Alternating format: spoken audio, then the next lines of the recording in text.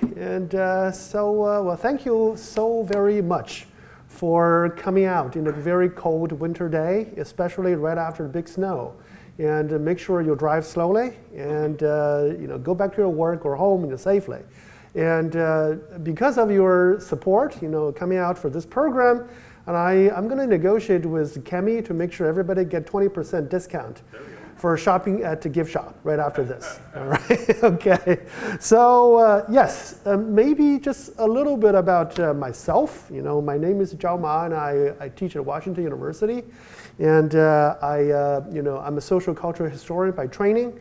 And at WashU, I teach Chinese civilization, and actually, I just finished my Chinese civilization, the very first meeting in the spring semester 1 hour ago. And so if somehow I get messed up with the stuff that I'm supposed to teach for this session, just bear with me. So I'm still trying to get myself physically, mentally, and psychologically ready for the new semester. And so, of course, I teach U.S.-China relations, and especially from the 1949, the Communist Revolution, all the way to tomorrow or next week when we have a new president. Okay? And so those are the big courses that tend to have a really robust enrollment. And usually we have 80, 70 students sign up for those classes. And so, but at the same time, this is really bringing me to the very first video, Kemi and the history museum team put together and show you minutes ago.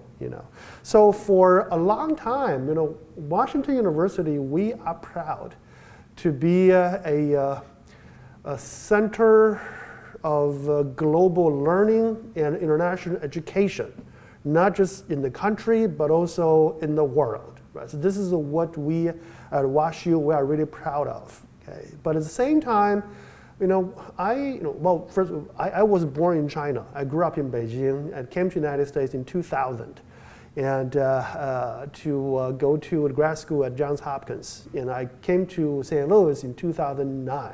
So I've been here for, I think, long enough to say I'm part of the local community, right? And so but again, back to while teaching China, U.S.-China relations at WashU for a decade, I noticed that some of my students, they have never, while at Washington University for their education, 4 years for undergraduate degree, 2 years for a master's degree, and then depending on how fast you can finish your dissertation, right, that might take somewhere between 6 to 8 years to get your PhD degree. Okay, but despite this huge amount of time for students at WashU to stay in St. Louis, many of them, they know nothing about St. Louis history. Okay? When I survey them, say, hey, how many of you have been to St. Louis Art Museum, right? Or Soldiers Memorial? Okay? And you always see people raise their hand, I've never been there before. I think that tells you it is a failure on the part of WashU. Right, to provide opportunities for students to engage with the local community, right, to understand where we come from, right, and so many of them will eventually leave St. Louis for their professional career, but I think it is my duty, it is my mission, right, to make sure that they know, this great place that they spent a really big part of their youth years over here. Right. So I think, but the good thing is the university started having this connecting local to global initiative, really trying to emphasize, how Washington University is not just in St. Louis, okay, but also we are for St. Louis. Okay. So I'm very happy to be part of that new initiative. Right. So to bring back to what I'm plan to share with you for the next 30, 35 minutes. It's, here we go. I'll go back over here. So this is actually part of this new initiative. We kind of understand on the one hand, WashU has been or was at the center of global education, not just today, okay, but 121 years ago. Right? So WashU campus has been used as a big ground for the World's Fair in 1904. Right? So here is a map of this World's Fair, fairground. Right? So if you can see Washington University is right around this section over here. This is the Washington University campus, right? And so here is the Brookings Hall over here, and I'm very happy to tell you my office is right this corner over here. So this is the one thing I will just mention every time I have an opportunity. Say, hey, that's my office over there. Okay, I can oversee this beautiful campus, right? And so WashU has been used. The central administrative building, Brookings Hall, has been used for the administration for the World's Fair. Right. And also one of our cafeteria at the time, it was used for the ballroom, for the World's Fair. And you can still visit that place. It's a beautiful, gorgeous place. And then a part of the WashU today is South 40, the undergraduate students' campus and undergraduate students' dormitory. It was used to be part of the Philippine exhibition. Okay, and so of course, when we come back to the China element over there, right? And I have a scavenger hunt assignment for my students in the Chinese civilization class, and so it's a sort of can you find a Chinese pavilion, And so it's actually I shouldn't tell you the answer, right? So you can just take the map and then try to visit the WashU camp and then find where the Chinese pavilion used to stand. Right? I can give you the clue. It's right next to the School of Architecture and Design. So as actually the front and center. The Chinese government at the time, 1902, Chinese government was very happy to receive that piece of land to build the Chinese pavilion, because next to China is the British Empire.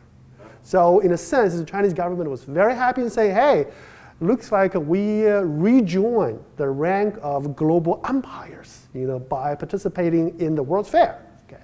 So anyway, we'll come back to that in a moment. So over the past 2 years, and we a team of undergraduate students at Washington University, they work with me, and to really try to recover the history of China's participation in the fair. And so this is an interesting part of when you do a global history project. It's not just you can go to one place and get everything you need to recover the whole history. You have to visit multiple places, right? From the local museums, the local archives, to even the Chinese imperial archives in Beijing, to get the side of the Chinese government's delegation, right? Why they send people there. What is the diplomatic mission they are trying to accomplish by coming to the United States? Right? And also somewhere in the middle, right, is how people travel. You have to imagine, there's no flight, right? And you have to get the train and get in the car, get train, and then the ocean liner, and then another train, and then come over here, right? So, and also imagine, it's just amazing to think about how much it takes to organize in a global event 121 years ago, right? So you can just imagine this. How about this? You are trying to organize a family party, and you need to invite 5 friends of your friends from abroad, okay? And then 5 friends or family members in the United States. All right, you have 1 year to get this party going, right? And the catch is you do not have emails, you do not have phones, okay? You do not have, they cannot fly, all right? So then think about it, and each of your friend, they have to come and bring 5 items to you, right? So think about how much it takes to do things like that. Just organize a party for yourself. And then you can multiply by 1,000 times. Right? That's 121 years ago, how this World's Fair was put together. Right? And so today, if we go to one of those institutions highlighted in the beginning, the opening video, is the research center, right, of MHS. And so they still have all these huge archives to show you all the documents, all the meeting minutes, how this organization committee right? Just bring things together, right? And then how much insurance you have to pay, right? How much letters, exchanges, you invite people and make sure they can come in time and with everything they need. Right? So it is a tremendous undertaking. Right? This is actually an understatement. Right? And so, but here, for me, it's of course for us, at WashU, for this one, we highlight China. And so you can see in our exhibit, well, this is, we are now, the physical one was up and running in spring 2024. It's right before the History Museum opened up their new World's Fair exhibition. Okay, and in our thing now we have memorabilia and we have documents and we have a brochure like this, and we have we even borrow a model of the Chinese pavilion, and made by some art historians, back in 2000, maybe 2004, to commemorate the centennial of the World's Fair, or maybe 2014, right, the 110th anniversary. We borrowed that from a Mercantile Library on the UMSL campus, right? And so now we have a 3D scanned this whole model. Right? So my next job is to put that 3D scan on treadmill, so you can do the morning workout, right? And then put a goggle, right? And then you can see it. That's my dream. That's my dream. Okay, and so, but now we are turning that into a digital exhibit. The digital exhibit should be up and running from late March. Right? So I'm happy to send information to Kemi and make sure that there's another place you can go if you want to understand more about China's participation in the World's Fair. Okay? And of course, in our exhibit, or maybe even for today, when we put together this exhibit, we highlighted 6 individuals. In other words, we tell 6 stories, right? And so these are on your left, David Francis, who was the a local politician, right? Used to be the mayor of St. Louis and then governor of Missouri and the interior secretary of whatever president, and eventually he was the last U.S. ambassador to Tsarist Russia.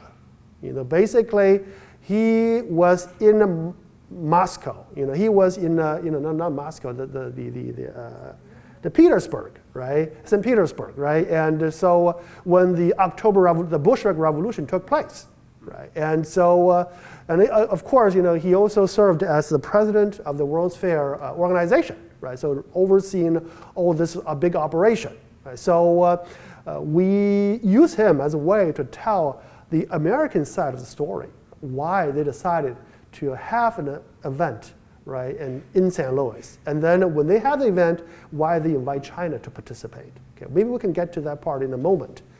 The guy in the middle, right, is a French guy.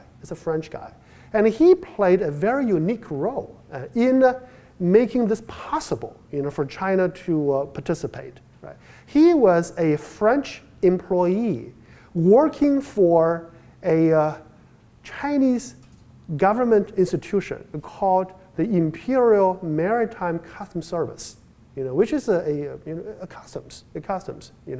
But that institution, this customs service, is is under the Chinese government. It's a Chinese bureaucracy. It's a Chinese government institution. Okay, but it was run by foreigners. Okay, because this is the time when China was under the so-called semi-colonialism.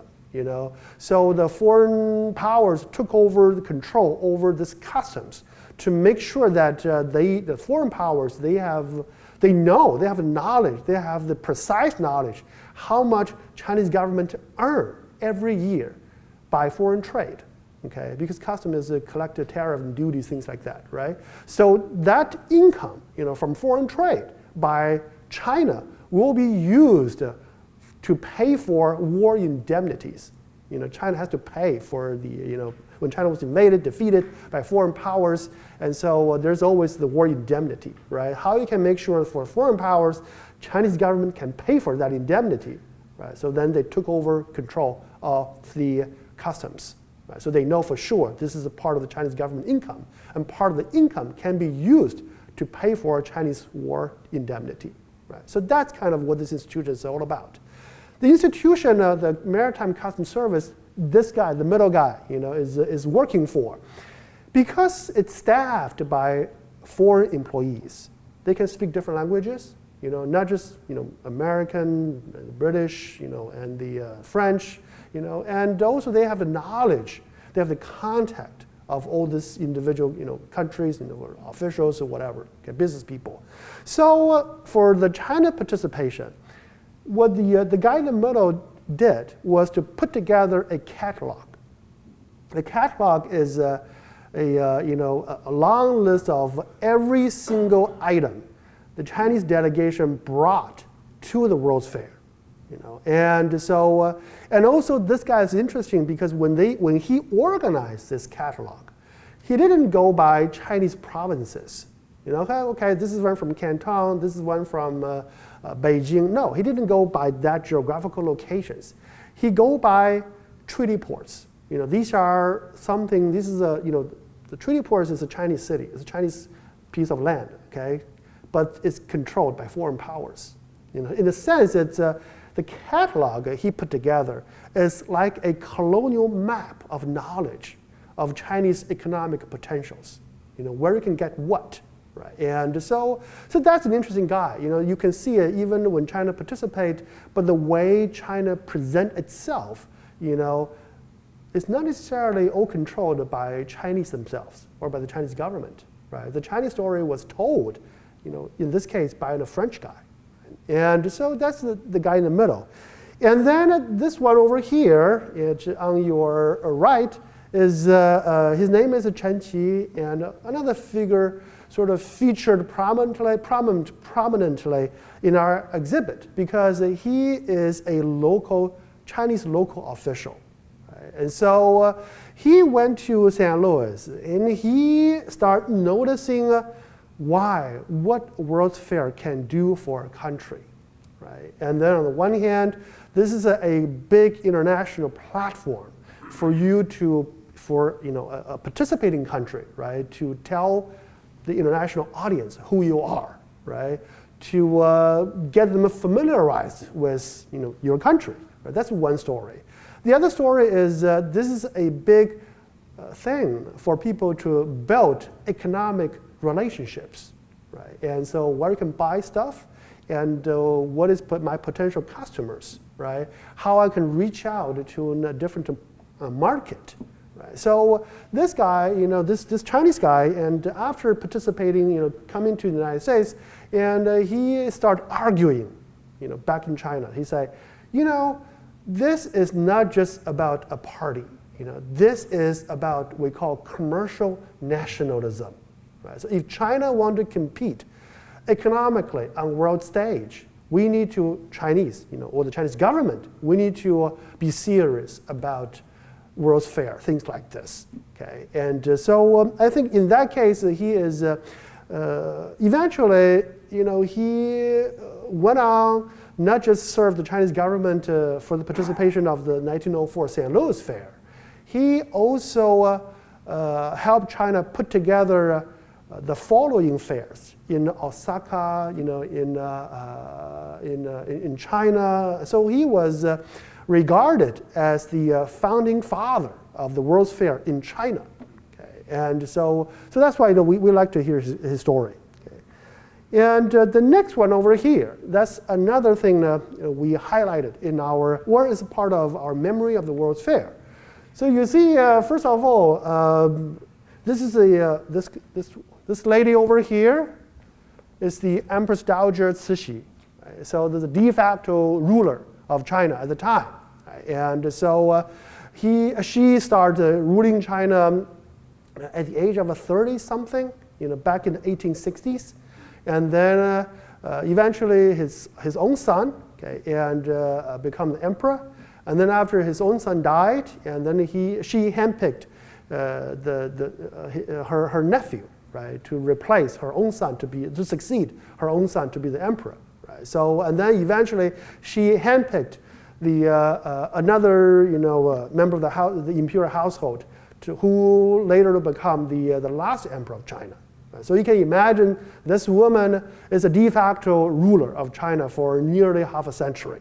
Right? And then, by the way, you see the cartoon. This is a French cartoon, and that's the same person. They look differently, but they are the same person, okay? So that's the reason why part of our exhibition is trying to tell why you have a radically different rendition, right, of this one person. Right? So that also explains why China decided to participate in World's Fair. Okay? Number one, here, this one was done in 1901. Okay? That should be 1901. 1900, 1901. Anyway, so it's at the time when there was the Boxer uprising in China. For people who don't know who are not familiar with the Boxer uprising, number one, you can come to my Chinese civilization class, right? And so, but I can tell you, it's sort of a rebellion. Okay, it's kind of uprising for the Chinese people who feel they kind of fed up with the foreign invasions and aggressions, exploitations. And so right around 1899 to 1900, you have hundreds of thousands of all this kind of the Chinese rebels, and they try to basically kick out foreigners, and missionaries, merchants, and diplomats, and trying to restore China's sovereignty. Okay. And I mean what they want to accomplish is something you can understand, right? And think about this is a time when all major Chinese cities and you have foreign armies stationed in major Chinese cities. Right? And then in those foreign concessions, these are the land owned by the Chinese government but run by foreign authorities. In those foreign concessions, the foreigners, they don't pay tax, okay? And they're not responsible for Chinese law. Okay? And if anything happens legally, a dispute between a Chinese citizen and a foreigner, okay, in China, and so those will be settled in a foreign court, okay, not controlled by the Chinese government. So you can imagine, there are enough the frustration and anger, right, among the ordinary Chinese. So in 1900, the Boxer uprising is that moment. Right? But again, the Chinese rebels, they attack foreign diplomat compounds, and they kill missionaries and their family members, right? And they burn anything foreign. Could be a hospital, could be a railroads, could be a pharmacy. Anything foreign, they're going to burn it. Right? And so then that triggered this international intervention, right? So 8 countries contribute to forces and to get into a rescue mission, right? And so you can go to the Soldiers Memorial, and you can see it's part of our local history as well. We have the local St. Louisans. They participate in the military expedition to China in 1900. But anyhow, the interesting thing for us, for my exhibition is it tells you, this is precisely you see how the Chinese people and the Chinese rulers, right, they were demonized, and by popular media because of things happened, right? But also, again, keep in mind this is really a time of a lot of racist politics at the time, right? And so this anti-China sentiments is all over the places. This is a time of Chinese exclusion. Okay? So anyhow, so you will see these are the Chinese sort of in 1900, and the Chinese Empress Dowager was depicted, right? And in a French popular kind of magazine, right, as an evil person. Right? And so for the Chinese Empress Dowager, right after China was defeated in 1900, after the Boxer uprising, the Chinese government began to launch a huge, massive reform.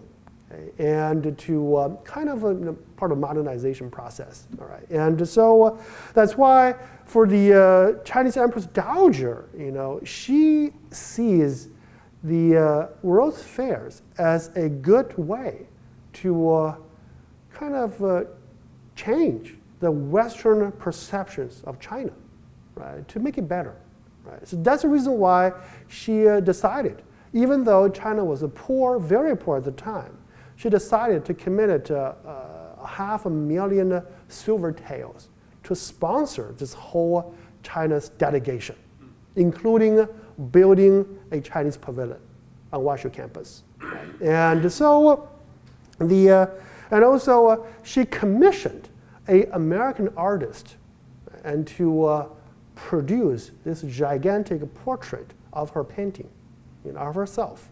So the big portrait, it's quite big. It's as big as this screen, and so and with the wooden frame, you can imagine how big it is, right? And so it was shipped. The photo here tells you the whole shipment, and the big portrait is over here. It's over here, And also, she insisted that when people transport her portrait, it has to stand upright. All the way from the Forbidden City in Beijing to St. Louis, it has to stand upright. Okay, here's a good question. Why? Yeah. Why? If you got it correct, I have some beautifully designed, books for you, free of charge. Why she insisted, her big, gigantic portrait has to be shipped to the United States, stand upright. No penalties, okay? Yeah. Right. So just reward, okay? Just reward. All right. Reason. Be a sign of respect. Why that's the sign of respect? Standing upright is not allowed to be down. No one can step on it. Uh-huh. Very close. Very close. Well, you can have a copy here. Yes.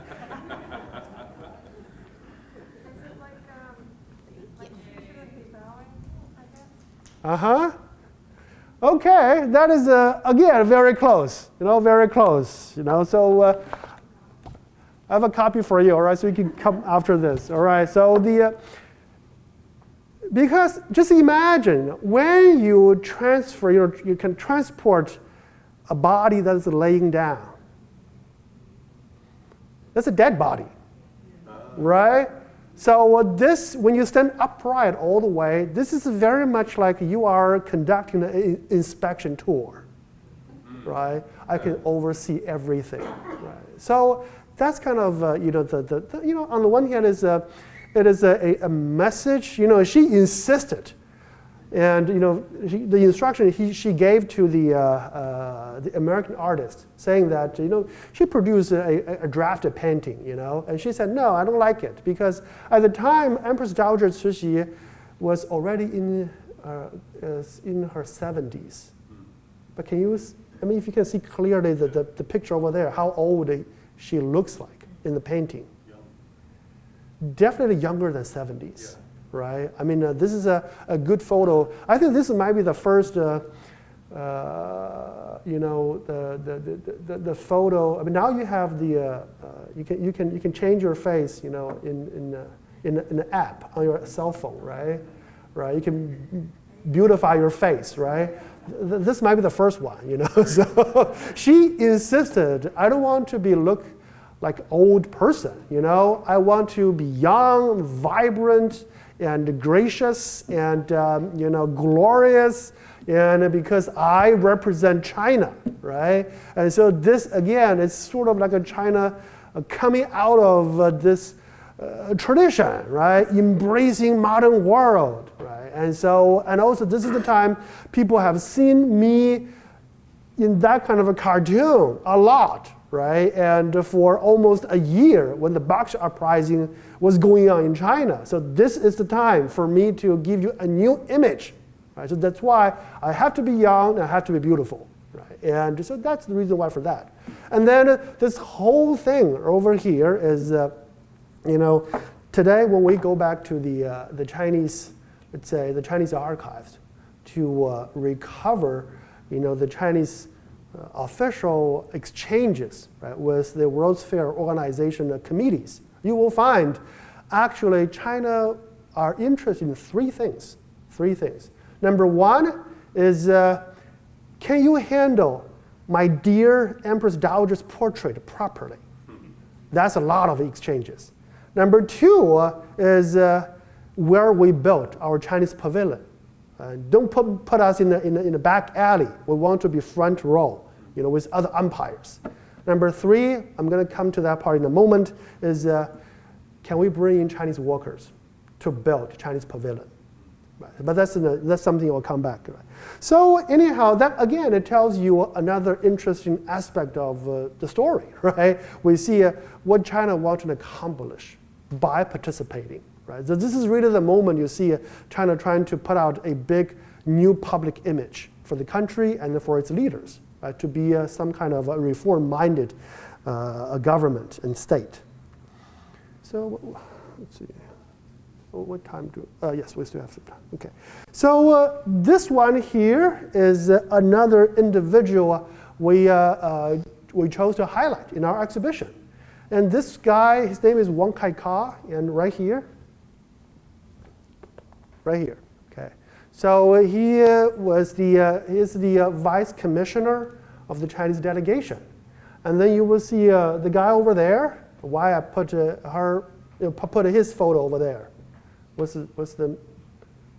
Why I do this?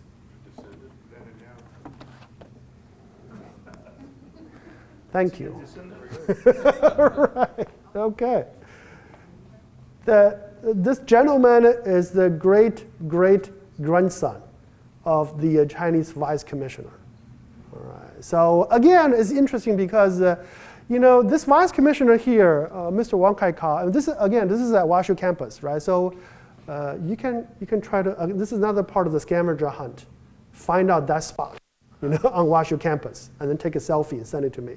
So here you have this guy. He was, this Wang Kai-ka. He was born in China. He came to the United States at the age of 12, right, as a part of the Chinese official education mission. Right? They sent kids to the United States in the 1860s. To receive American education. He went to Hartford, Connecticut, and so homeschooled by a local prominent family. And then he went to the Hartford, the public school systems, and then he went to Yale eventually. Unfortunately, he wasn't able to finish his degree at Yale because there was a court infighting among Chinese officials whether or not the Chinese government should sponsor missions like this. Because the Chinese government, again, the conservative factions in the Chinese government arguing that these kids, they become Americanized, right? They don't sing Chinese Peking opera. Instead, they play baseball, something like that, And so so eventually, the whole mission was called back, and so he wasn't able to finish the education at Yale. But again, because of his upbringing in the United States, he was very familiar. But he's really good at English, and so he was also a big member of the Yale baseball team, right? And so they even have a name. They call Orientals, at Yale. And so we are very lucky. My research assistants. They are able to tracking down the family history and then find his great-great-grandson. By the way, Simon Liang, the great-great-grandson, and he is a artist and a professor at UC Irvine. UC Davis or Irvine? UC Irvine. Okay. So he was able to bring his mother and his elder brother to come over to our event, right? And even make it more interesting as a part of a local experience. So here we go. So here's a photo from the World's Fair Bulletin. It shows you this one over here. This is the family house. And so the Chinese vice commissioner and his family stayed while overseeing the construction of the Chinese pavilion back in 1903 and 1904. Right? And so this is how it looks like today. Right? And so it's actually very close to, I think, three or four blocks away from St. Louis History Museum. You know? So now is a African American church.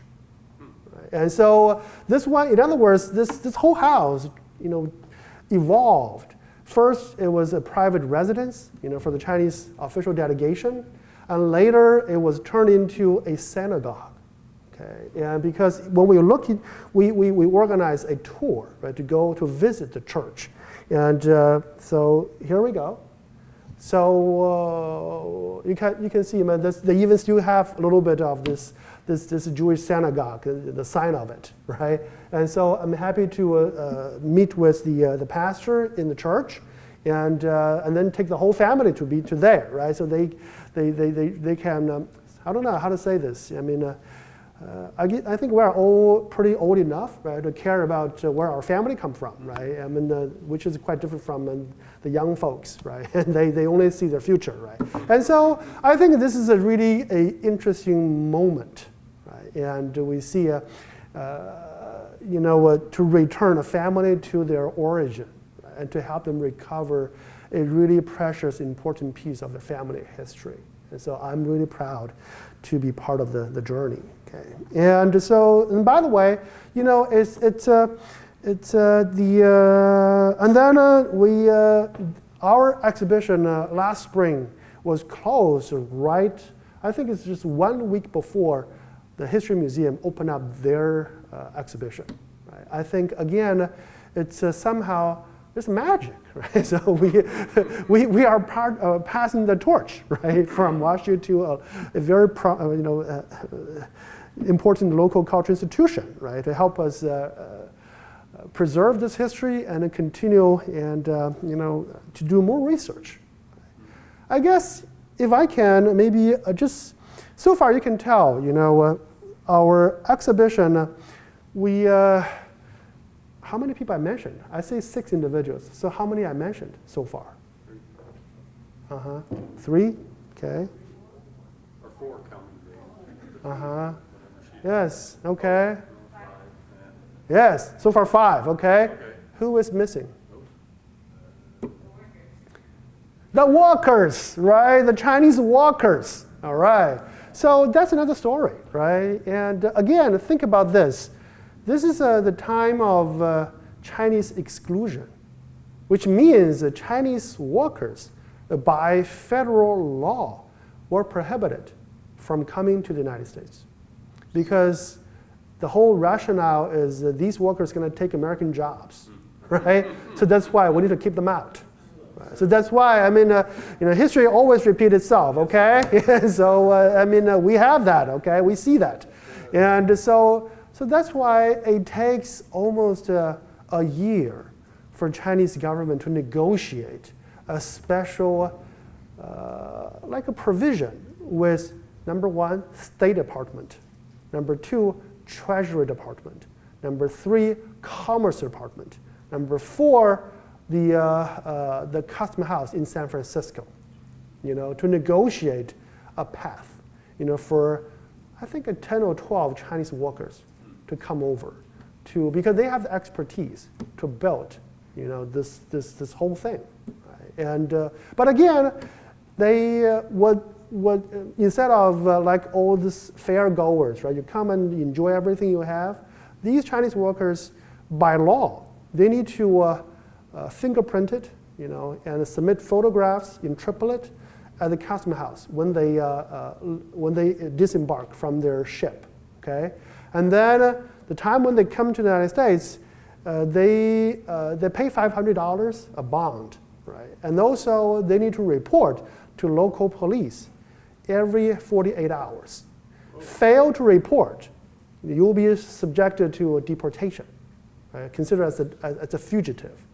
And also, they're not allowed to leave the fairground.